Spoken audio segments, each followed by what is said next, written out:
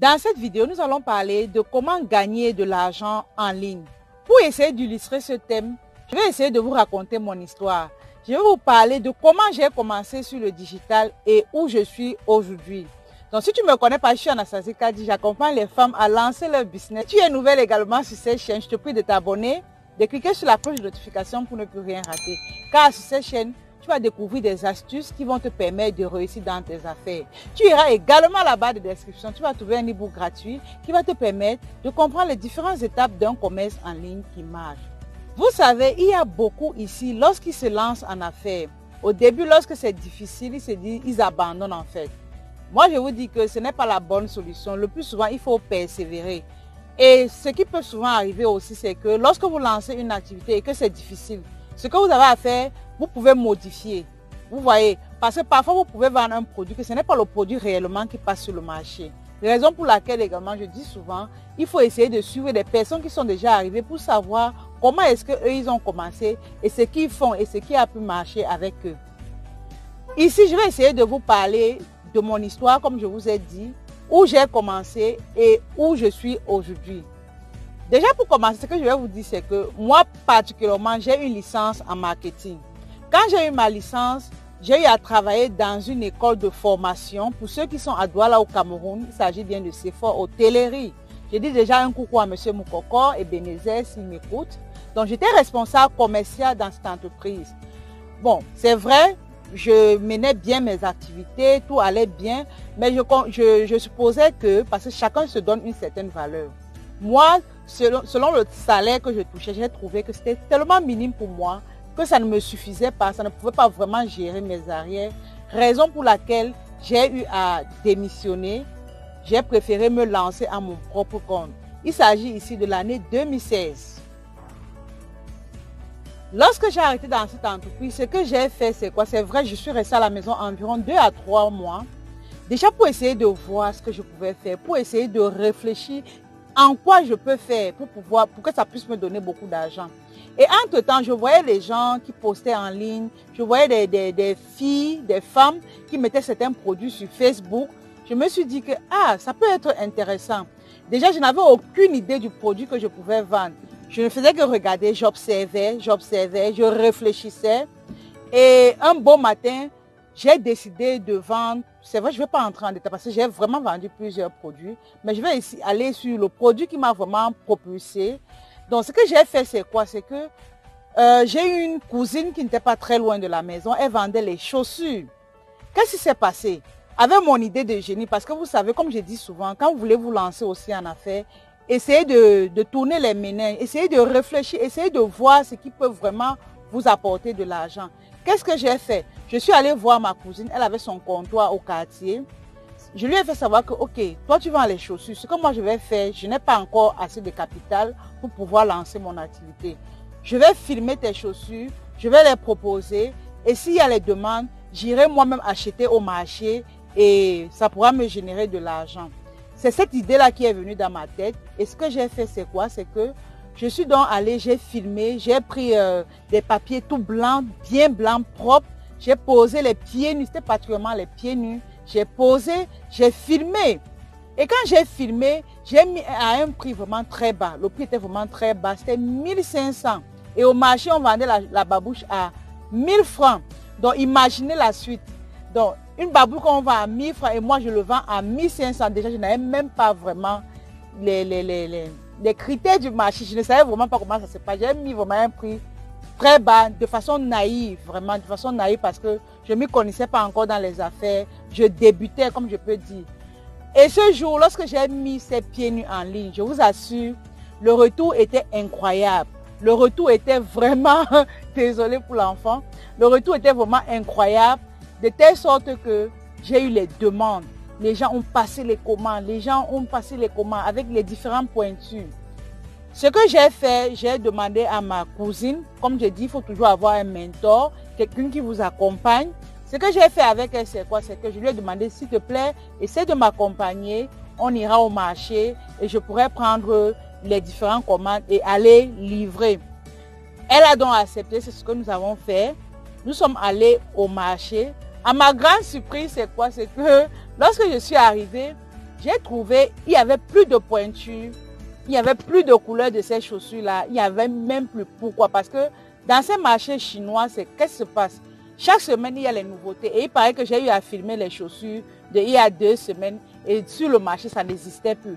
Donc, ce qui s'est passé, c'est quoi? C'est que j'ai eu à rappeler mes prospects et je leur ai fait savoir que vraiment, je suis désolée, les chaussures n'existent plus au marché. Vraiment, je peux filmer d'autres paires de chaussures et vous essayez de choisir. C'est comme ça que mon aventure a commencé. J'ai dit, je vais filmer d'autres paires de chaussures et vous allez choisir. Ce qui s'est passé, c'est que certaines parmi mes prospects, d'autres ont accepté, d'autres ont dit non. Et je fais coucou à Grace Enanga parce que c'est l'une des femmes qui avait accepté je vais dire, elle avait accepté que je filme, d'accord, que je filme les chaussures et que je lui montre les différents modèles. Vous voyez? Donc, j'ai eu à filmer, j'ai montré, elles ont fait des choix et j'ai vendu vraiment aussi à bon prix, comme j'étais en train de vous dire. Ce qui s'est passé ensuite, c'est que à partir de là, je vous jure, c'est là où mon aventure entrepreneuriale a commencé. C'est là où mon aventure business a commencé. Parce que avec cette demande que j'ai eue, j'ai vraiment eu un maximum de personnes qui ont passé commande. Ça veut dire que j'ai eu une grosse base de données clients. Et comme j'ai eu cette grosse base de données clients, je les avais déjà enregistrés avec leurs contacts. Ce qui fait que moi maintenant, qu'est-ce que j'avais maintenant mis sur pied? Je ne passais plus par ma cousine pour prendre les chaussures. J'allais au marché chaque mercredi parce que c'était le mercredi qu'il y avait arrivage.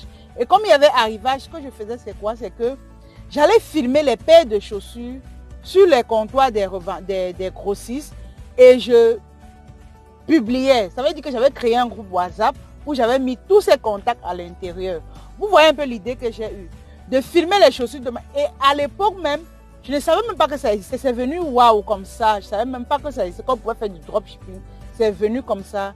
Et c'est comme ça que j'ai commencé. Donc de là, je filmais, j'envoyais à mes prospects. Et lorsqu'ils achetaient, ce que je faisais, c'est que j'allais maintenant sur le marché. Je prenais les chaussures, j'allais livrer. On me payait mon transport, on me remettait mon capital. C'est comme ça que j'ai commencé. Et de là, je suis tombée en... Quand je tombe enceinte, je continue le marché jusqu'à peut-être 7 mois de grossesse et puis j'arrête le marché. Je rentre à la maison, je fais environ 3 mois de congé maternité à 4 mois. À un moment, je devais recommencer. Et comme je devais recommencer, ce qui se passe, c'est quoi? C'est que je regarde en ligne, je regarde les nouveautés, ce qui est en train de se passer en ligne. Qu'est-ce qui se passe? Qu'est-ce que les filles sont en train de publier? Je constate que les filles sont en train de publier les mêmes photos des chaussures.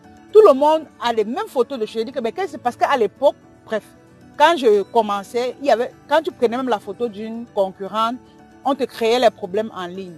Mais je constate que toutes les femmes ont les mêmes photos. Je dis, mais qu'est-ce qui se passe? Ce que je fais, c'est quoi? Je copie aussi ces photos de chaussures et moi également, je publie. Je ne sais pas si vous comprenez. Je publie. J'ai pris ce risque parce que dans les normes, il était interdit de prendre la photo d'une concurrente et publier. Mais j'ai remarqué que 10 à 15 femmes avec les mêmes photos, j'ai donc fait la même chose. Et je ne savais même pas encore où je devais trouver ce stock-là. Mais je l'ai fait. Je l'ai fait. J'ai filmé. Et lorsque j'ai eu les commandes, parce que j'ai remarqué que c'est un truc qui passait, lorsque j'ai eu les commandes, je suis rentrée au marché. J'ai commencé à fouiller la boutique qui détenait ces produits-là.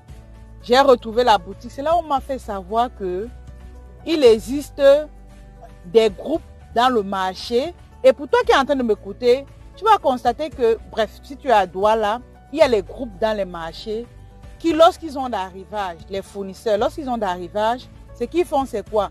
Ils mettent les nouveautés dans leur groupe personnel.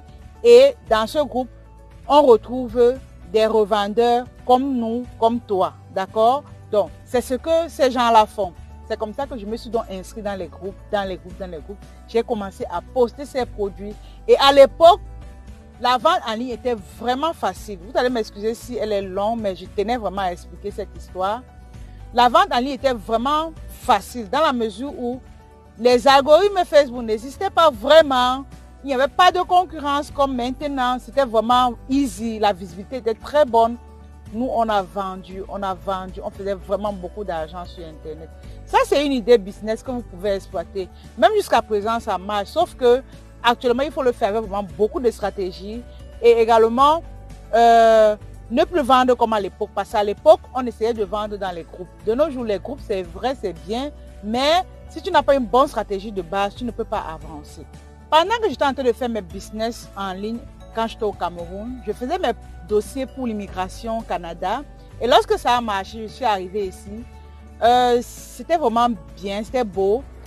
Mais j'avais toujours cet instinct-là de vraiment de faire les affaires. De faire les affaires, c'était dans mon sang. Parce que tu as passé 3 ans, 4 ans à faire les affaires. Et lorsque je suis arrivée ici, j'ai décidé vraiment de me relancer, mais de voir maintenant plus grand. C'est comme ça que j'ai fait sur YouTube. J'ai rencontré une coach qui m'a vraiment aidé dans ce sens-là. Ça m'a permis maintenant de faire le e-commerce à un niveau plus élevé. Dans la mesure où de nos jours, maintenant, nous achetons en Chine. De nos jours, je fais dans le digital. Je forme également les femmes. Donc, j'avais pensé à ça. J'avais cette vision-là. J'ai essayé de matérialiser. C'est la raison pour laquelle je vous dis souvent que si vous voulez gagner beaucoup d'argent sur Internet, vous avez intérêt à bien faire les choses. Et les gens qui vous accompagnent. Et les gens qui vont vous dire que cette page, le nom de page que vous voulez mettre là, non, le nom là n'est pas bon. Les personnes qui vont vous dire que non, le nom YouTube que vous voulez mettre là, le nom n'est pas bon, ainsi de suite. Si vous mettez même des images qui ne sont pas correctes en ligne, ils vont vous dire non, cette image n'est pas correcte. Vous deviez avoir ce genre de personnes. Et nous sommes là déjà pour accompagner des femmes dans ce sens-là. Donc, et aujourd'hui, j'ai déjà formé plus de 100 femmes. Oui, j'ai déjà formé plus de 100 femmes. Donc, si vous voulez gagner beaucoup d'argent sur Internet et des gens qui vont vous accompagner, pensez grand, pensez innovation. Parce que vous savez, lorsque vous voulez aller vite et loin et bien, vous avez intérêt à avoir des personnes qui vont vous accompagner. Donc, c'est ce que j'ai fait. Et c'est la même chose que je dis pour vous. Lorsque vous voulez gagner beaucoup d'argent, selon une activité précise, ce que vous deviez faire, c'est quoi? C'est que vous avez les gens qui vont vous aider. C'est très important. Ça, c'est l'une des astuces pour pouvoir vraiment gagner beaucoup d'argent sur Internet. Donc, moi, c'est ma petite histoire que je voulais vous raconter. Comment j'ai commencé? C'est vrai, les débuts, j'ai eu à faire 2 à 3 petits business. Et lorsque je suis arrivée au Canada, j'ai décidé d'élargir mon champ d'activité, de faire maintenant les choses de façon grande en fait, de façon grande. Parce que lorsqu'on commence petit, il faut aussi penser à évoluer, il faut penser à mettre les bonnes bases et vraiment, là maintenant, c'est le petit niveau. Je compte encore grandir. C'est la même pensée que vous devez avoir. Pensez à grandir. Et on ne grandit pas seul. On grandit avec les personnes qui vont vous aider. D'accord? Donc, merci d'avoir suivi cette vidéo. Si tu es nouvelle sur cette chaîne, je prie de t'abonner et de cliquer sur la cloche de notification pour ne plus rien rater.